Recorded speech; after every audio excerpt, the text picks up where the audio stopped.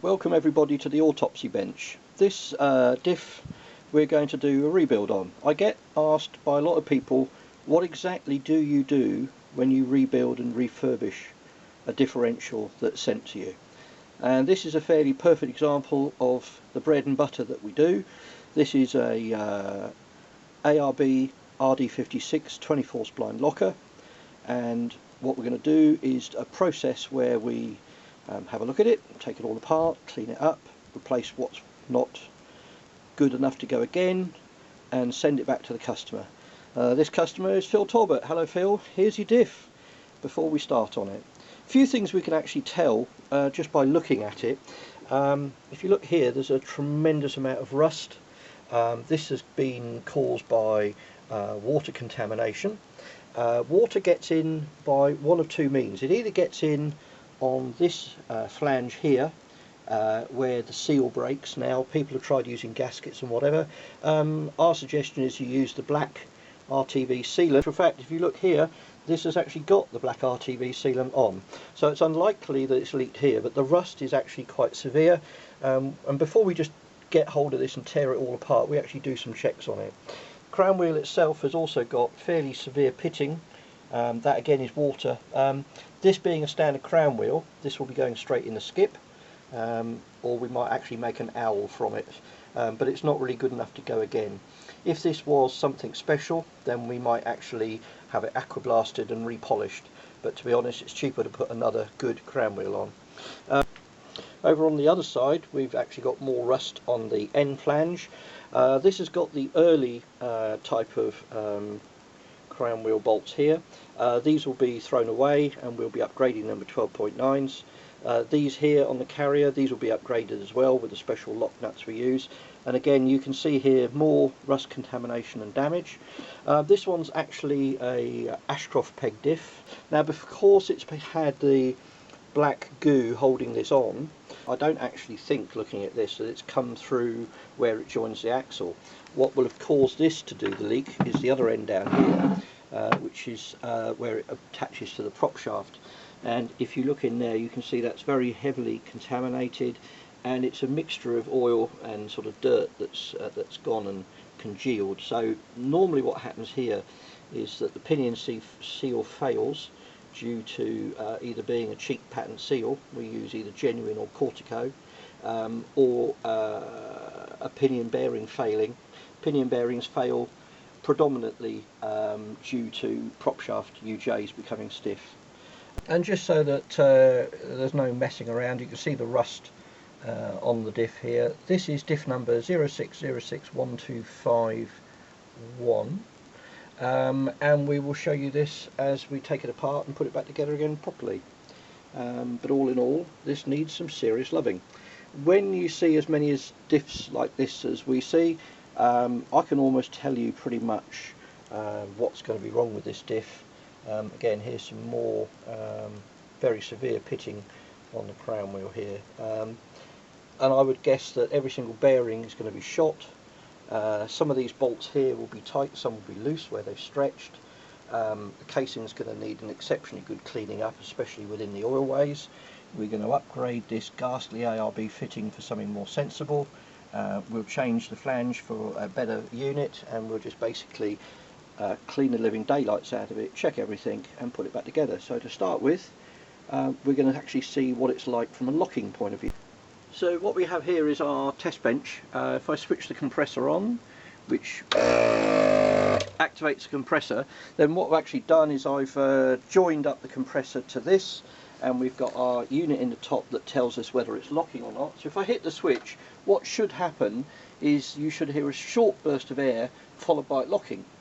So at the moment, as you can see, this is unlocked. So when I hit the compressor, the locker should lock up, this will become solid, and you should only hear the locker activate for, a second or so. Right. You can hear the compressor in the background, and if I move towards this, you'll actually hear the air leaks. The locker is actually locked, so it's actually working, but that's a severe air leak. What I've done here is I've actually poured some oil around the seal between the air flange and the actual air coupling ring, and we'll switch back on. You can actually see now that on this area there's not much in the way of bubbling, there's a little bit, but the air leak is very severe, and that tells me that it's all internal. We would also normally check the backlash and even do a blue check on this. It's driving me nuts. We're not going to bother on this because it's going straight in the skip. So this is a very poorly ARB, Phil. So we've taken the air coupling ring off, which is now in the bin, and you can see here there's a little bit more damage and rust. So we'll carry on stripping.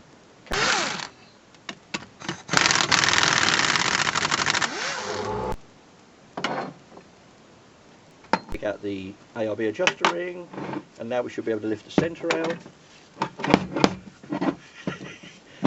And now we should be able to get the centre out. Yeah.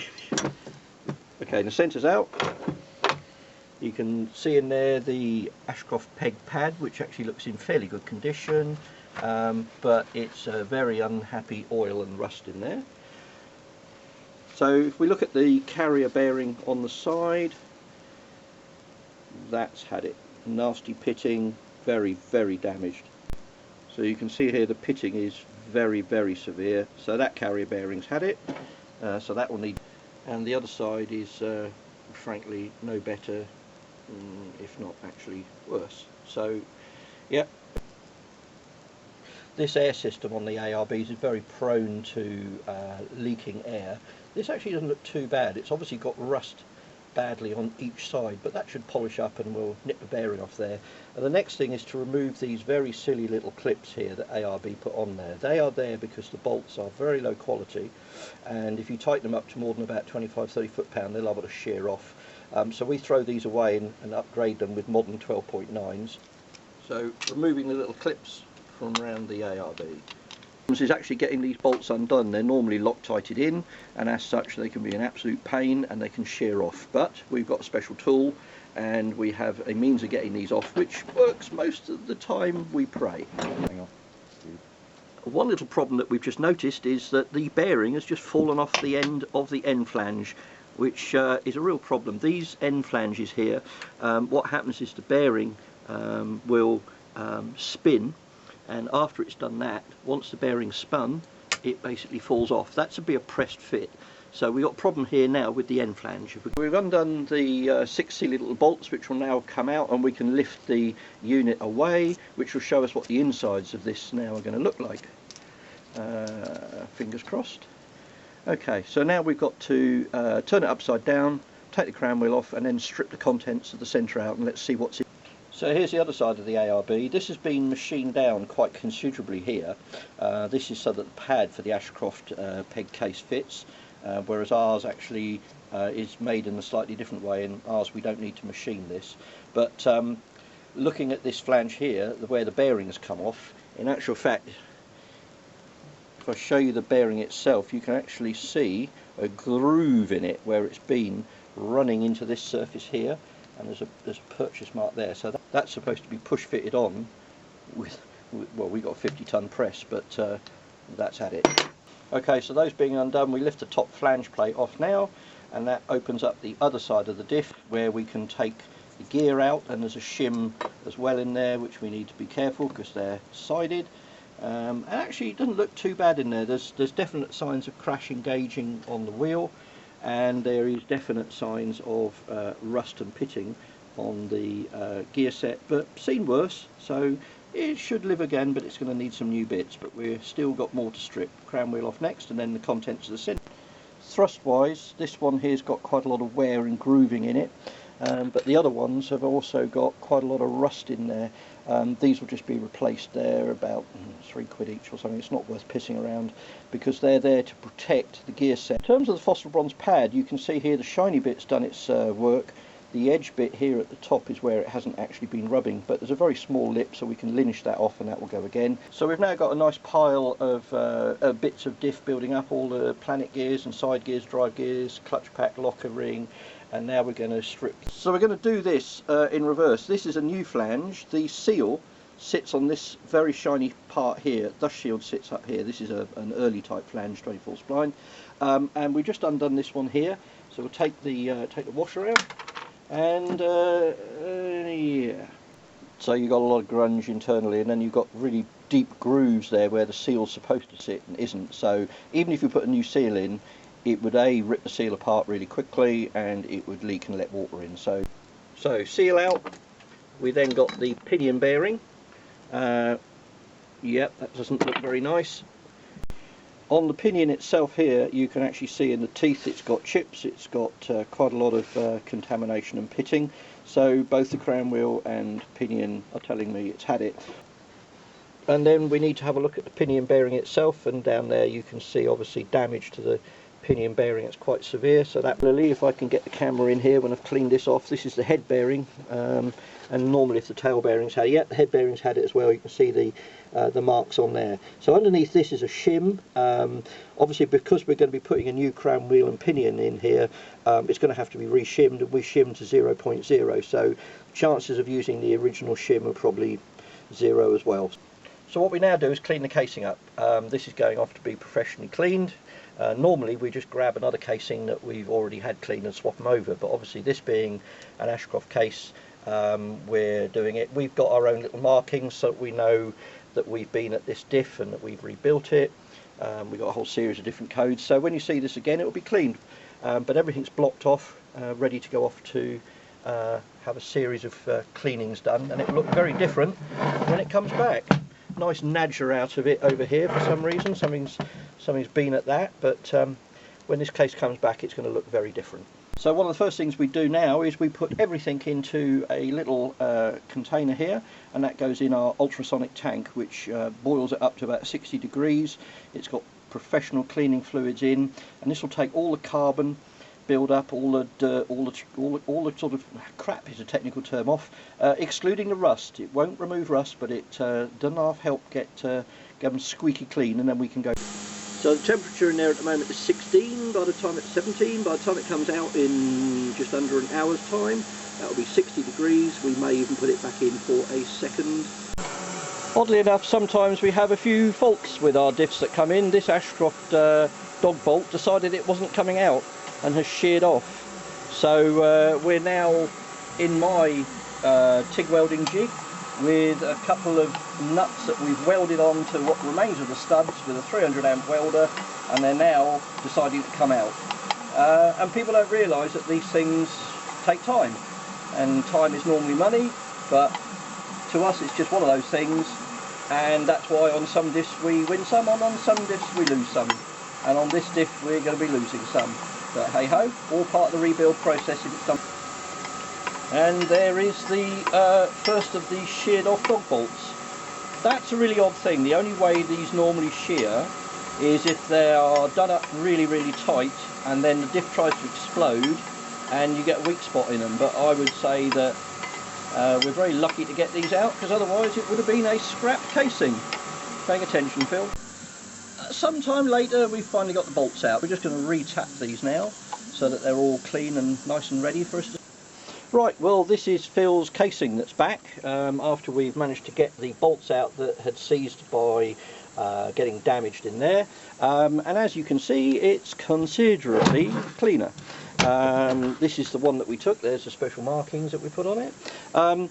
So this diff is now, it's been through a series of cleaning processes from shot blast to aqua blast, and what we're going to do now is actually clean it up more before we start work on it. So not about another half an hour's worth of cleaning and painting, and then we can move on from there.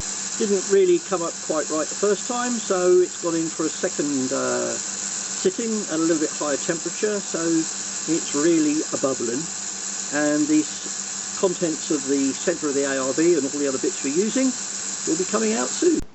Okay, so after a couple of hours in the ultrasonic cleaner, we have the pieces now that have come out of the cleaner, and what we're going to do now is clean and examine every single piece and work out which bits will go again, which bits need replacing.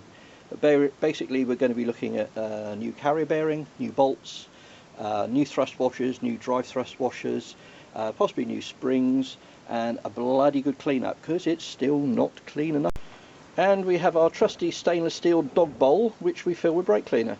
Basically we put everything in this and let it have a good old soak, because the ultrasonic The chemicals tend to leave a strange film and marking, so we'll just put everything in there, clean it up, and then so sometime later we've now got all the component bits of the diff. They've been through the cleaner, they've been through the brake cleaner, and they've been looked at. The one bits we're not using have been thrown away, and what we've now got to do is try and remove, because although that might look clean, it's not clean enough. So now it's a case of ferrous cleaner, which is steel cleaner, and a bit of elbow grease and some polishing, and you'll be surprised how well this has come up. I'm waiting to hear back from Phil on what he wants to do with the end flange, as to whether he's having one of our heavy duty ones or whether or not he's going to have a second-hand one that we'll refurbish as well. So, and no, we don't use the old trick of using an angle grinder with a slitting disc and cutting halfway through the race and then belting it with chisels and hammers. That's the stuff that's going to end up damaging it, so we've got a special tool. And interestingly, now that we've actually got the bearing off, it's actually been glued on. Here's some of the glue that's been holding it. That's a typical bodge where frankly the end cap has gone past its life, so we'll glue it on. And sometime cleaner, we're now happy this is now a clean case. We've cleaned out all the threads, we've cleaned out the inside, we've cleaned the oil ways, we've re-tapped where the ARB goes, we've re-tapped the carrier bolt holes, we've polished the outsides up, and we have a case that we are now happy is clean enough to build with. So it needs little update for Phil. Here's your casing, matey, all repainted. Yeah, I've got a beer, it's getting late. So that's had a coat of primer and 2 coats top coat, and yeah, it's looking more like a diff. So done a bit of polishing, cleaned it up inside, and to be perfectly honest, if you spend a bit of time and you make a bit of effort, you can often get these things to really come up, you know, a hell of a lot better. And it makes such a difference when you put something together and it's not bloody red rust everywhere. So that's the centre tube done. I'm putting a new Xcess 4x4 heavy duty end flange. I've turned that down. This has been turned down about 5mm, so it now fits. And then we've polished all the gears, so they've all come up really, really well, and they're all ready to be built. Even things like the adjuster ring, you know, you can polish them up and clean everything. The cage is fine. This is not a new cage, this is the original cage that we've cleaned up and ready to go together. Going to put some new springs in, going to put new thrusts both on the planet gears and on the backs of the drive gears. But even the little gears, you know, with a little bit of effort, you can really get them to shine and look properly good. So we're going to put this back together now. So we've now got the locking ring, cage, new thrust washers on the planet gears themselves, the drive pins, and the centre all pretty much assembled. And then we put the end drive gear on with new thrust and a bit of oil, and then we put one of our heavy duty covers, which just snaps into place there. Now to test this, we're going to need to bolt this together and put it in the air testing. I'm not happy with it because right deep in there, as you can see, there is some very heavy rust pitting. Now the piston slides up and down this groove, and if the pitting is there, then even if I clean the pitting off, which is quite severe, it's not going to be a really smooth surface, and as such it's going to damage the piston. And as Phil and I have now done a deal and he's having a new ash locker, I'm not going to bother with this. It can go in the scrap pile. And here we are, here's one of our flanges. We've done a video on these. These replace the standard unit, which you can't get anymore. And on the inside of this, you've got actually a polished journal. So the piston, when it fits in here, and I need to put one in, is a real super duper fit. And we're going to put this onto this. So one brand new piston into our shiny unit. And we have a special tool to put that in.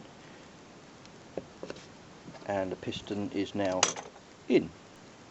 Okay, sometime later, as you can see, we've upgraded the 6 bolts that hold the air end flange to the centre tube. We've done these with 12.9 grade bolts, which are massively stronger.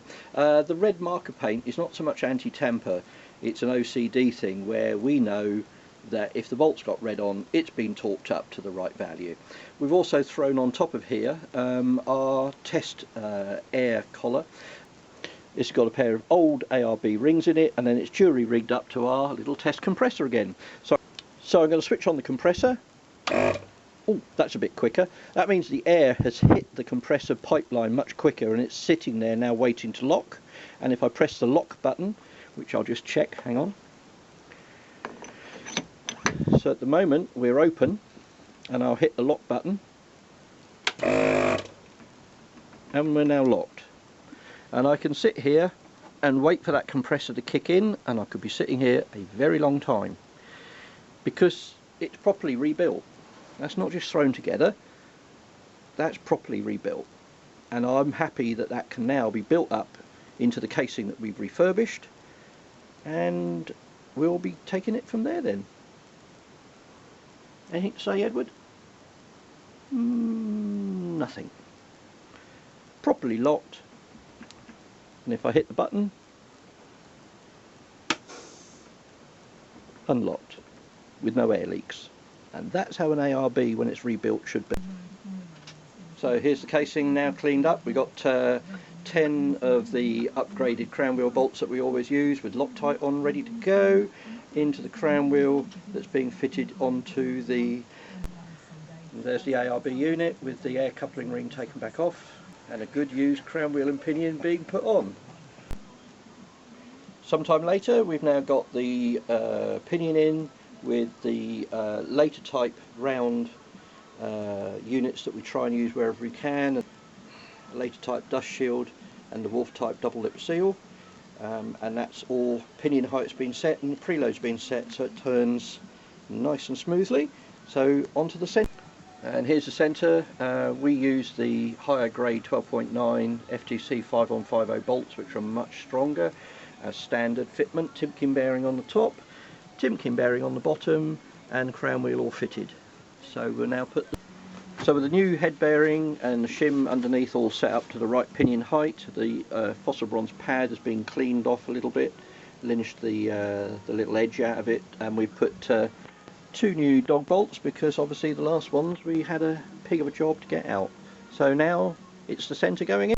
We also upgrade carrier bolts as standard to 12.9 grade, and we use these very clever little double lock flange washers, which pretty much guarantee that this stays put when we torque it up, and we're able to torque it up to a higher value.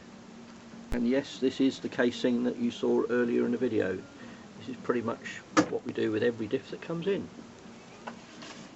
So now it's setting the backlash, putting the air coupling ring on and pipe, and the new Xcess 4x4 stainless steel ears that we use as well.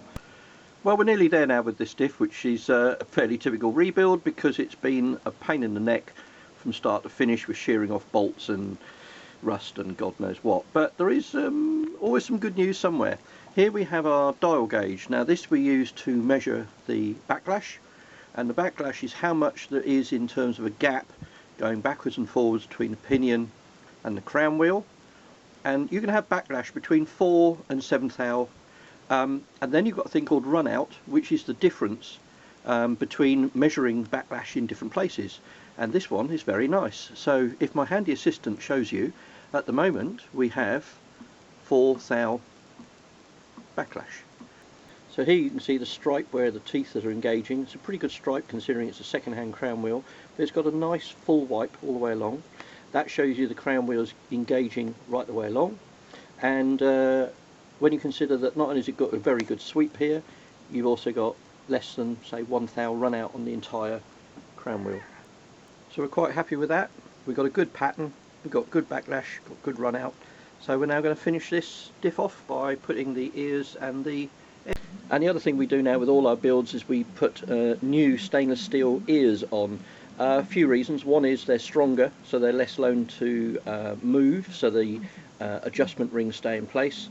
And secondly, a lot of the old ones, this hole here goes very oval, so it becomes a loose wobbly fit. And we also fit a standard brand new roll pins as well, because frankly there's not a lot of point reusing them when they're only a matter of... And we also get rid of the horrible ARB complicated fit. We put a nice stainless steel push fitment. We do these in 5mm for ARBs and 6mm for ash lockers and every other known locker in the universe. Only ARB could be awkward and use 5mm. And here we are. This is the diff that landed on the bench that's now fully rebuilt properly and ready to go. This is pretty much what we do with every diff that arrives here, and we'll now switch it on and you'll hear it lock, and it will stay locked, and that's about as good as you're gonna get, even for an ARB. Thanks for watching, hope you find it of interest.